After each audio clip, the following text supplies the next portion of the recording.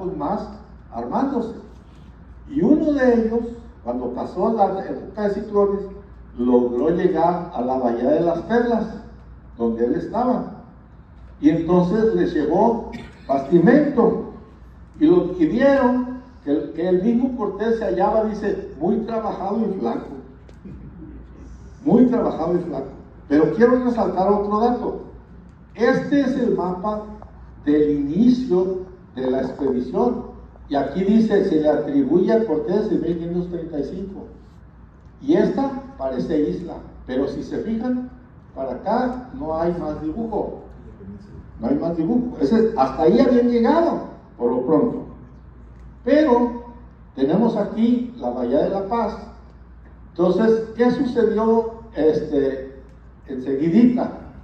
Dice que agarró, ya que comió algo y agarró algo de fuerzas, decidió ir a buscar los barcos que habían encallado.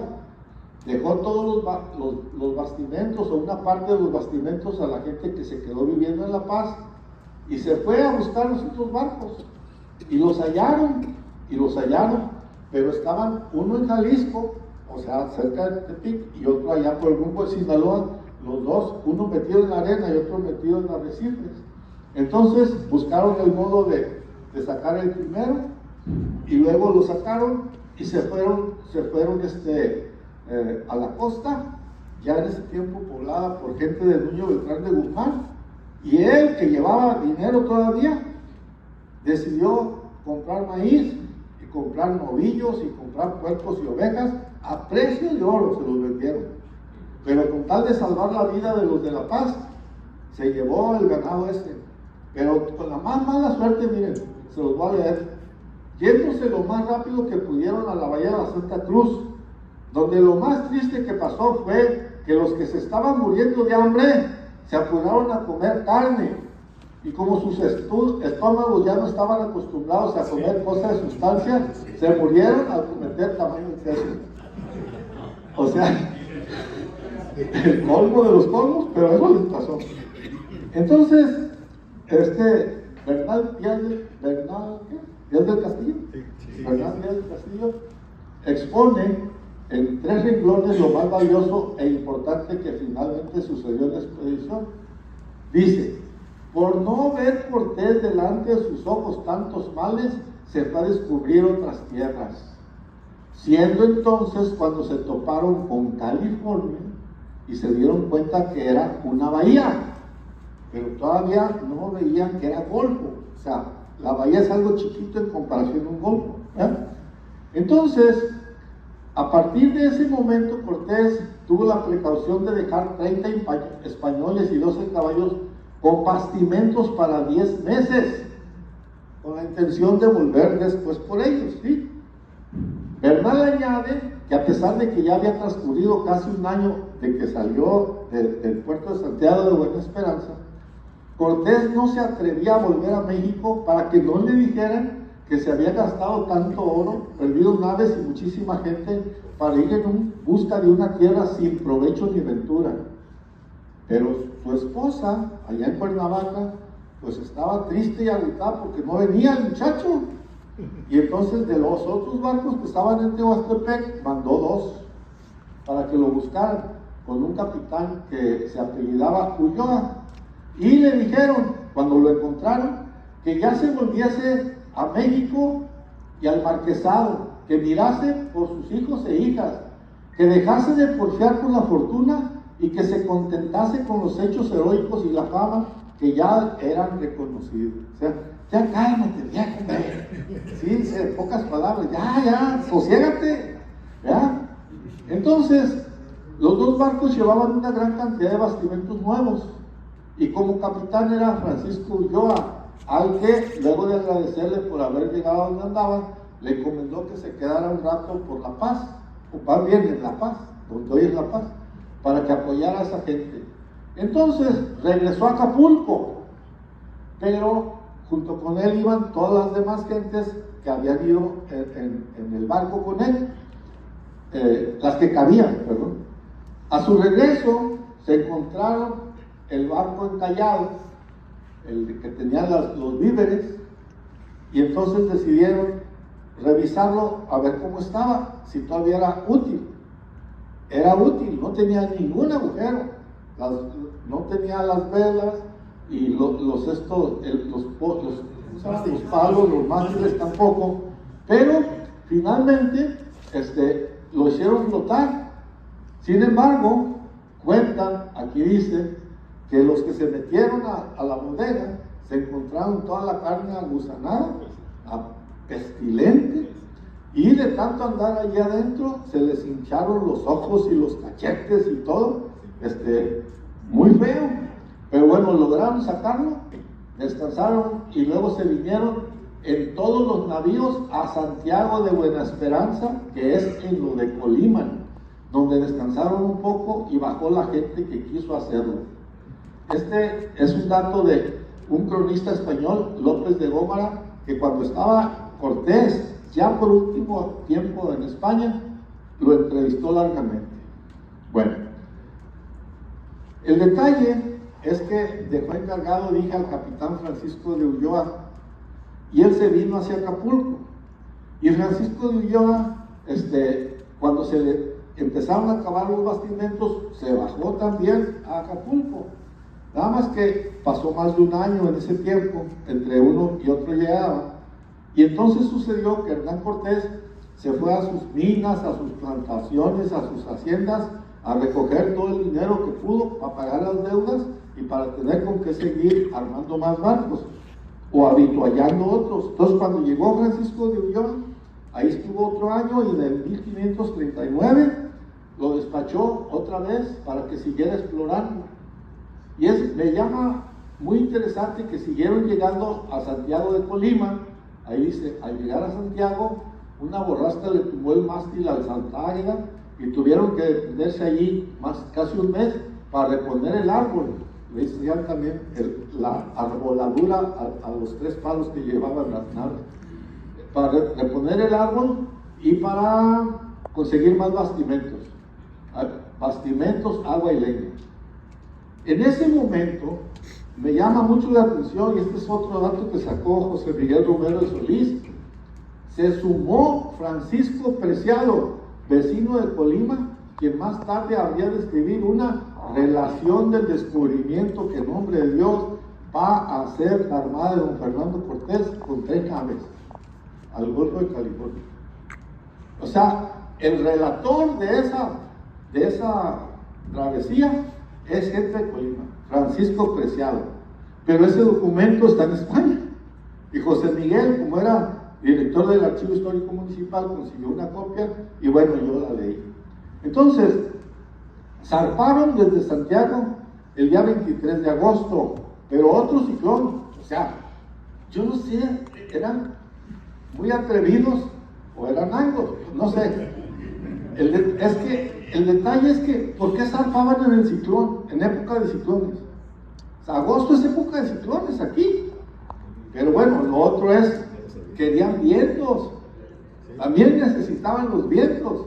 Y por lo tanto, pues se arriesgaban, ¿no? Entonces el 23 de agosto salieron y a los poquitos días desapareció el Santo Tomás. Solo quedaron 2 naos. Una llegó al Santa Cruz, sin hallar ya a ninguno de los 30 españoles y a ninguno de los caballos que había dejado. Después se supo que los indios se los comieron. Después se supo. En las notas de Preciado se menciona que habiendo corrido la costa por el lado occidente de la Nueva España, el día 28 de septiembre llegaron al extremo interior del Golfo, muy cerca de la desembocadura del río Colorado, y que bautizaron a ese sitio como el Halcón de San Andrés, notando evidentemente que en esa parte las aguas ya no eran azules, sino de un color entre anaranjado y cobrizo, por lo que lo denominaron Mar Bermejo. Pues ahí está la causa. O sea, el río Colorado, desembocando en el extremo cerrado del Golfo, si la dijéramos así, con esas aguas, pues cambiaba el tono azul por ese que acabamos de mencionar.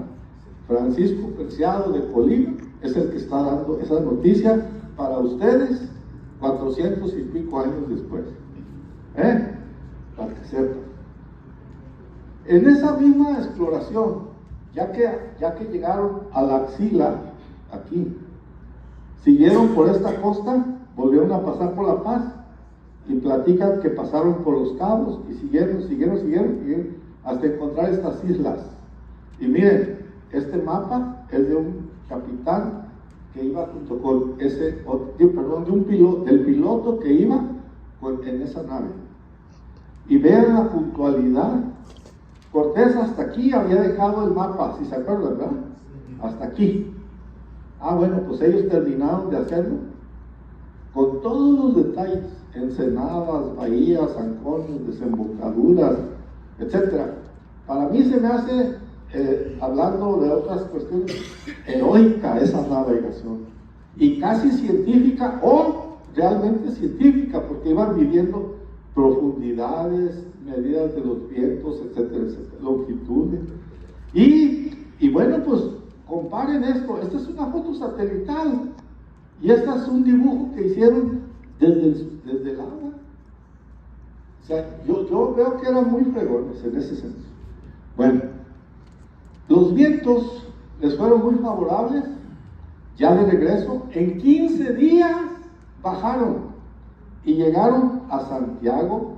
Ahí está otra vez.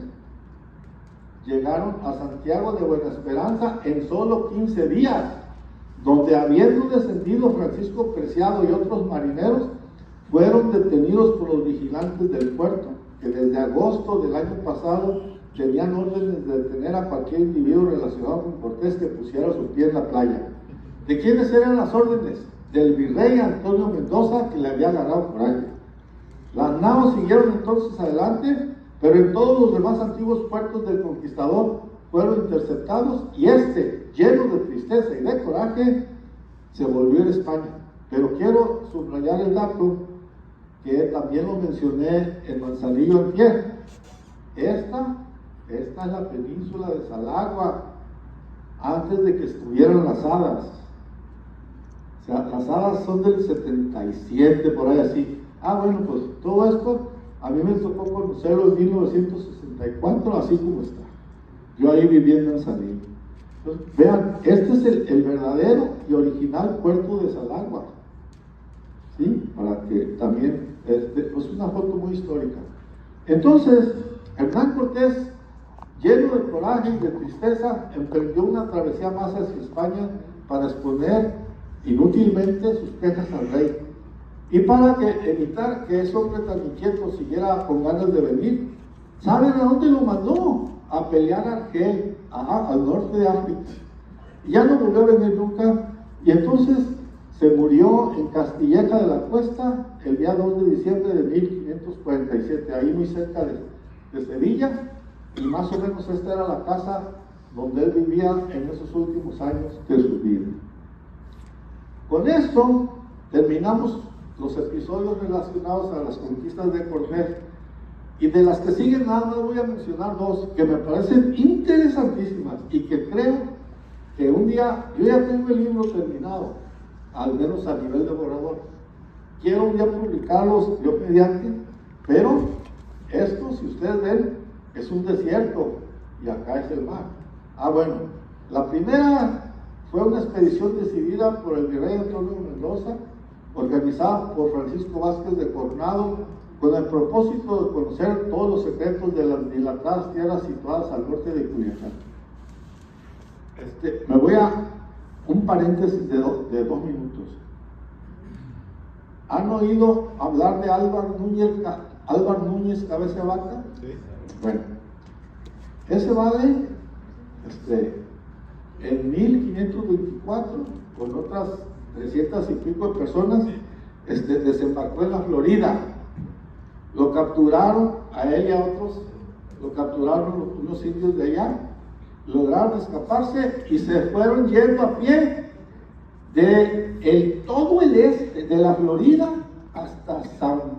hasta Nuevo México, y de Nuevo México atravesaron las sierras y bajaron a Sonora, y de Sonora bajaron a Sinaloa, y en 1536 llegaron a la Compostela, o sea, donde hoy es Nayarit, y luego a Guadalajara y luego a México. Y platicando todas sus aventuras dijeron que habían visto ciudades de oro.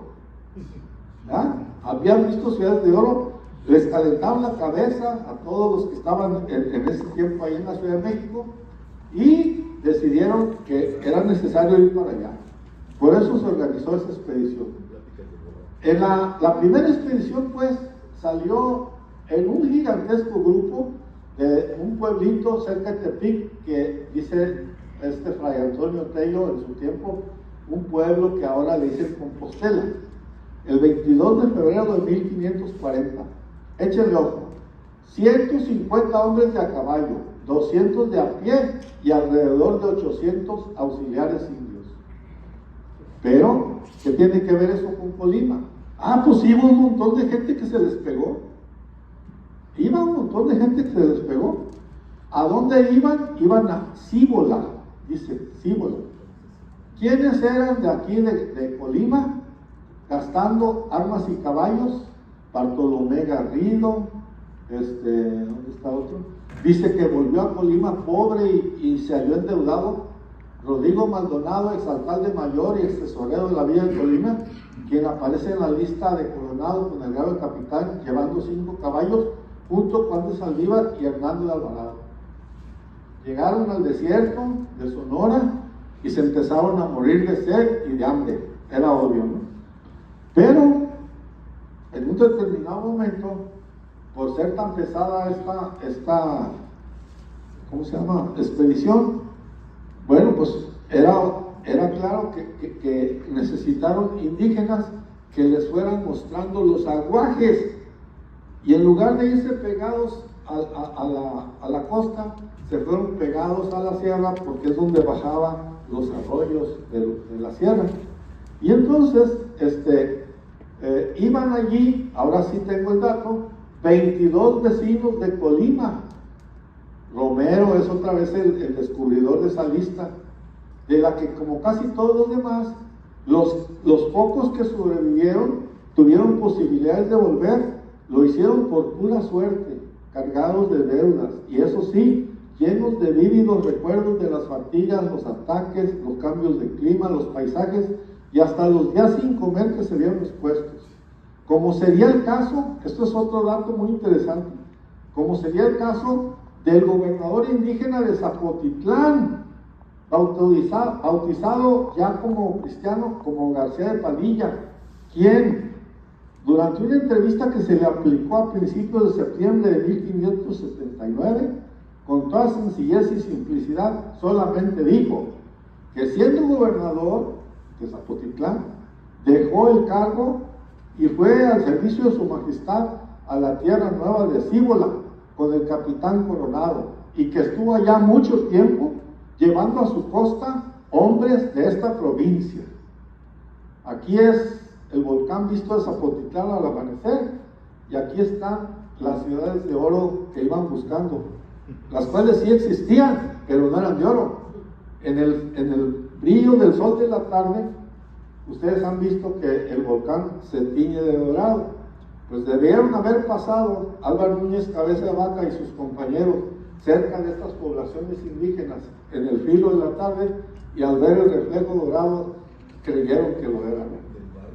Pero estas son unas poblaciones que todavía existen con esas condiciones, porque esa foto es reciente, en el estado de Nuevo México, y a mí me consta porque yo he pasado por ahí. Bueno, entonces, lo muy notable de esa expedición es que para como quien dice, abarcar más espacio, se dispusieron a viajar un grupo 4 semanas por un lado, otro grupo 4 semanas por otro lado, y quedaron de volverse a ver en ese sitio.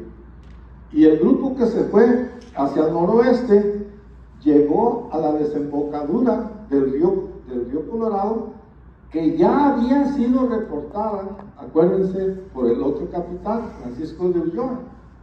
Pero no se conformaron con eso, sino que se metieron un poco más allá y descubrieron lo siguiente. Miren, habían encontrado una barranca grande como la del volcán de Colima.